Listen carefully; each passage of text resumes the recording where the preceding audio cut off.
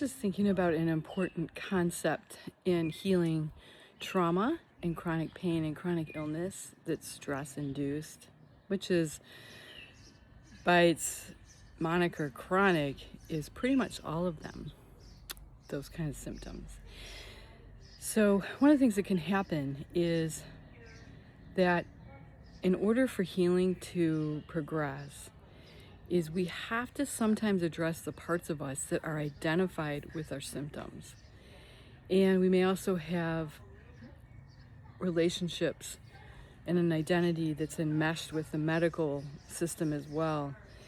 If we've had long-standing relationships with medical providers, even holistic ones, lots of times those relationships can be a stand-in for nurturing or care or attention that we didn't get from parents as children, or even relationships in adulthood.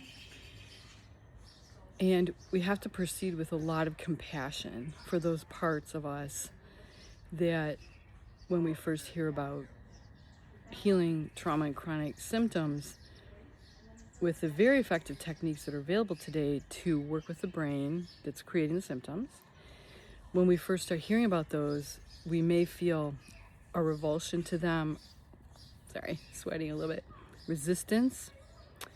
And in those cases, it's important to start with the parts of us that are afraid that if we give up the identity of being sick or being in pain or having complex trauma or being neurodivergent, or whatever kind of labels we have that have resulted in an identity that fits into the world in a certain way that gets attention or makes us feel safe in a kind of strange way.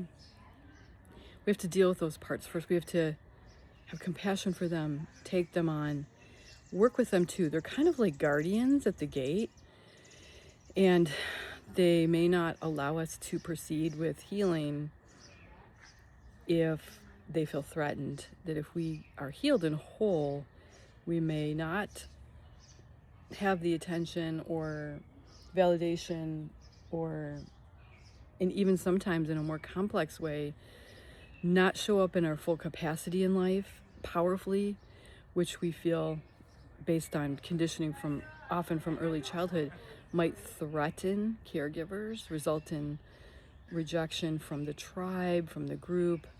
It's complex, and my point here is that we may often have to take those on too, those protectors, who subconsciously might sabotage our efforts to be well. But it's so worth it, and it can be done. And again, brain spotting, super effective and helpful for that, because we don't have to talk about the trauma. We simply just allow the brain to neuroregulate, which it will. However, if those parts are pretty strongly entrenched in our psyche, we can work with them with parts work, like internal family systems, but we can also bring the parts to brain spotting. It's very effective. And the first step, of course, is to recognize it, acknowledge that we're doing that. Do not beat ourselves up, have compassion. Of course, those parts are there. They were formed at a time when we really, really needed them to survive. And we can work with them.